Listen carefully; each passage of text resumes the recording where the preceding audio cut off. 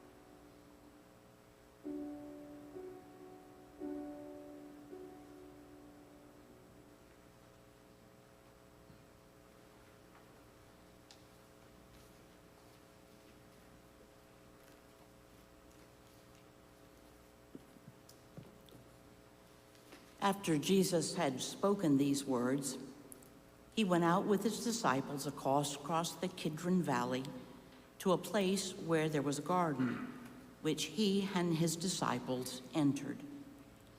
Now Judas, who betrayed him, also knew the place, because Jesus often met there with his disciples. So Judas brought a detachment of soldiers together with police from the chief priests and the Pharisees, and they came there with lanterns and torches and weapons. Then Jesus, knowing all that was going to happen to him, came forward and asked them, "For whom are you looking?" They answered, "Jesus of Nazareth." Jesus replied, "I am he." Judas, who betrayed him, was standing with them.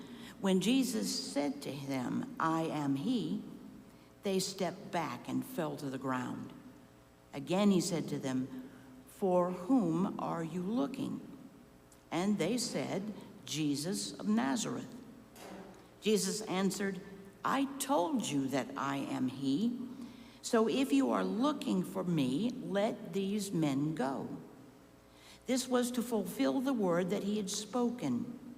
"I did not lose a single one of those whom you gave to me." Then Simon Peter, who had a sword, drew it, struck the high priest's slave, and cut off his right ear. The slave's name was Malchus. Jesus said to Peter, "Put your sword away, back into the sheath. I am not to drink the cup that the Father has given me." Our hymn this evening is number 290, 290 verses 1 and 2.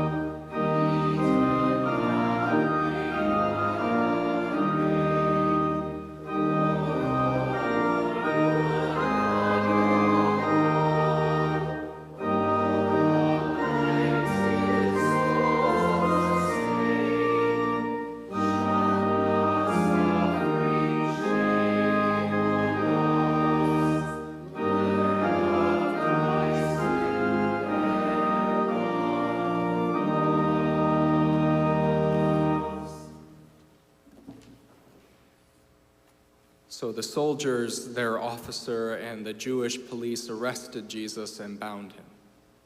First, they took him to Annas, who was the father-in-law of Caiaphas, the high priest that year. Caiaphas was the one who had advised the Jews that it was better to have one person die for the people. Simon Peter and another disciple followed Jesus. Since that disciple was known to the high priest, he went with Jesus into the courtyard of the high priest, but Peter was standing outside at the gate. So the other disciple, who was known to the high priest, went out, spoke to the woman who guarded the gate, and brought Peter in. The woman said to Peter, "You are not also one of this man's disciples, are you?" He said, "I am not." Now the slaves and the police had made a charcoal fire because it was cold, and they were standing round it and warming themselves. Peter also was standing with them and warming himself. And the high priest questioned Jesus about his disciples and about his teaching. Jesus answered, "I have spoken openly to the world. I have always taught in synagogues and in the temple where all the Jews came together. I have said nothing in secret. Why do you ask me?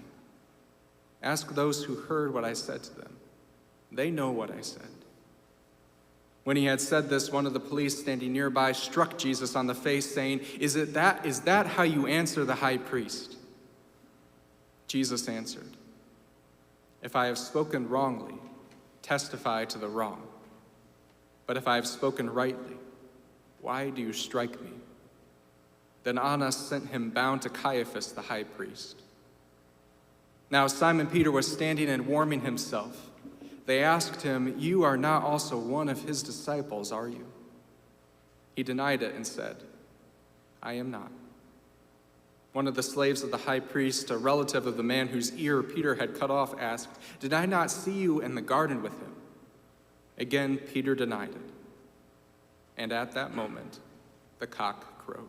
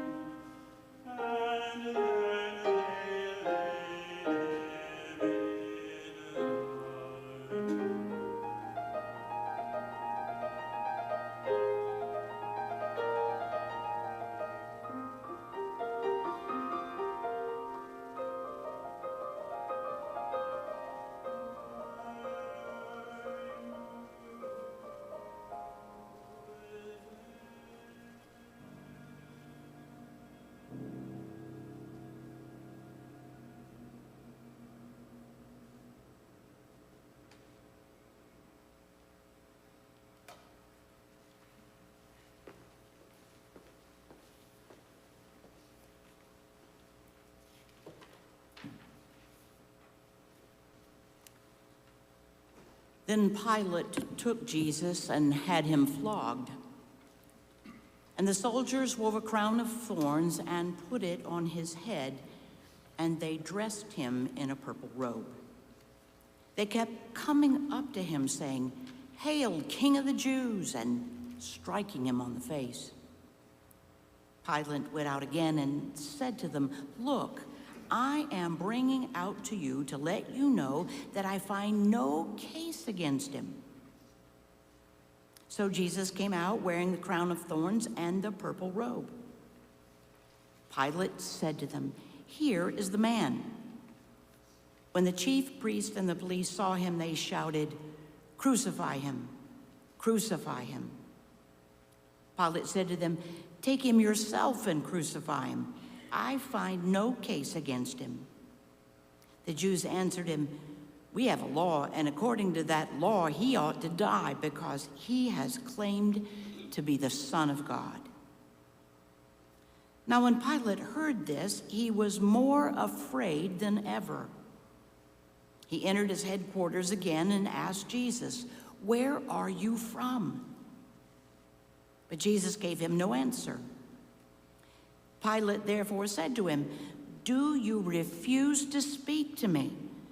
Do you not know that I have the power to release you and power to crucify you?" Jesus answered him, "You would have no power over me unless it had been given you from above. Therefore, the one who handed me over to you is guilty of a greater sin." From then on, Pilate tried to release him, but the Jews cried out, "If you release this man, you are no friend of the emperor. Everyone who claims to be a king sets himself against the emperor." When Pilate heard these words, he brought Jesus outside and sat on the judge's bench at a place called the Stone Pavement, or in Hebrew, Gabbatha. Now it was the day of preparation for the Passover, and it was about noon. He said to the Jews, "Here is your king." And they cried out, "Away with him, crucify him." Pilate asked them, "Shall I crucify your king?" The chief priests answered, "We have no king but the emperor." Then he handed him over to them to be crucified.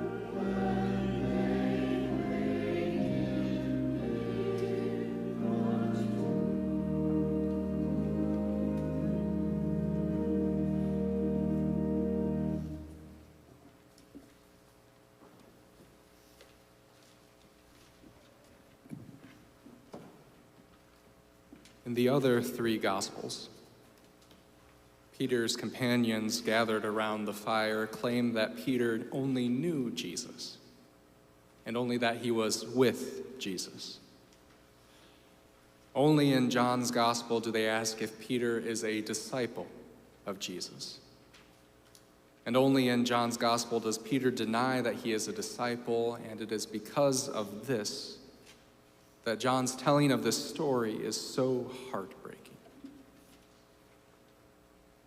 The Greek word used for disciple in the New Testament is used to describe a person who learns from and adheres to a particular teacher. This form of learning takes place in two parts. First, to receive information as taught by the teacher, and then to come to understand what these lessons mean by experiencing life with the teacher. Peter heard Jesus teach the crowds, "You shall love the Lord your God with all your heart and with all your soul and with all your mind, and you shall love your neighbor as yourself." Then Peter came to understand what this love looks like by journeying with Jesus as he healed the wounded, confronted evil, withdrew to the wilderness to pray, and challenged the authority of political and religious leaders. Peter heard Jesus speak of how God's reign is not of this world. Then he experienced what this meant when Jesus rode into Jerusalem, not on a war horse, but on a donkey. Peter heard Jesus teach that the peacemakers are blessed, and came to understand what this means when Jesus disarmed him. When Peter denies that he is Jesus' disciple, he is denying both his relationship with Jesus and all that had taken place in the prior 3 years. When we deny who we love and the things we have come to understand, who are we? When we deny what we've learned and who taught us and how we've grown and changed as people, who are we? We aren't often put in situations where we are asked to deny that we are Christian, though there are some times when we keep silent when we could share why we hold hope. But it is a fundamental tenet of our faith that what we do for one another, we do to Christ. We have all denied Christ by remaining silent when we should have spoken on behalf of another's dignity. We have all denied Christ by our failure to care for someone who is suffering in body, mind, or spirit. We have all denied Christ by not following his teachings or his examples. We have denied Christ by denying our joy and responsibility as his disciples. Like Peter, we have denied in word and deed that we are Christ's disciples. Yet, the denial is not the end of Peter's story, nor is it the end of our story. In a few days, Jesus will ask Peter 3 times, once for each denial, "Do you love me?" When Peter says, "Yes, Lord, I love you," Jesus will say, "Then feed my sheep." The Apostle Paul wrote, "God proves God's love for us that while we were yet sinners, Christ died for us." Yes, we have denied Christ through what we have done and what we have failed to do, yet in the ultimate act of humility and self-denial and love, Christ will die for us tonight. In doing so, Jesus will carve a path for us to move beyond our denial and begin the work of caring for God's flock. It is with heavy and grateful hearts that we say, "Thanks be to God."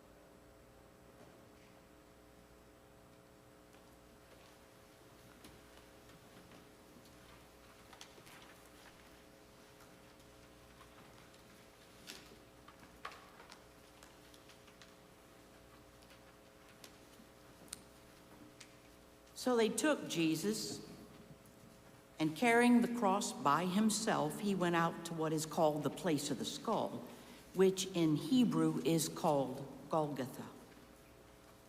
There they crucified, and with him 2 others, one on either side, with Jesus between them.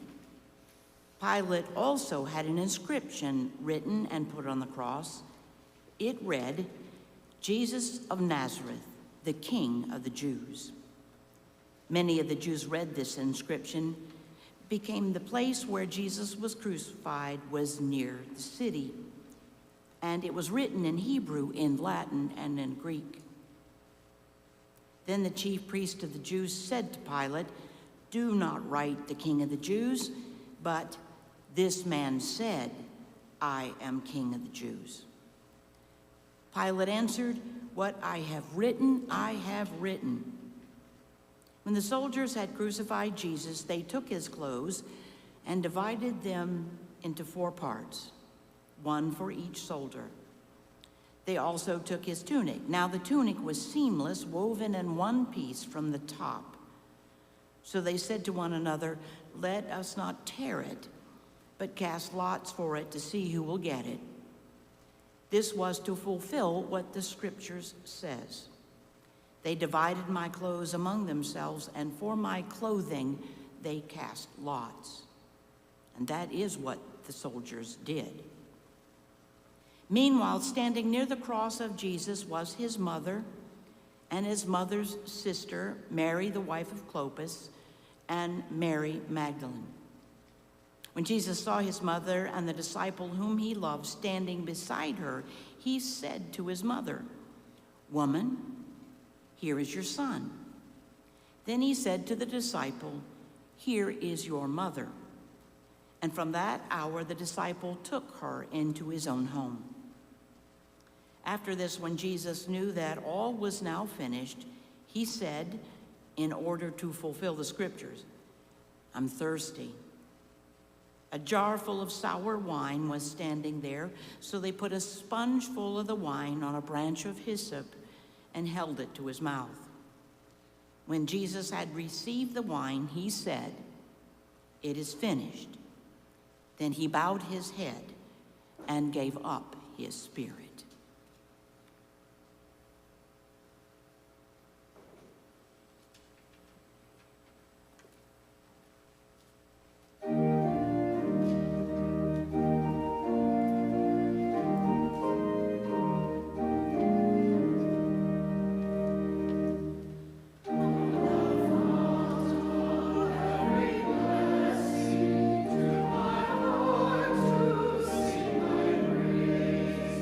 So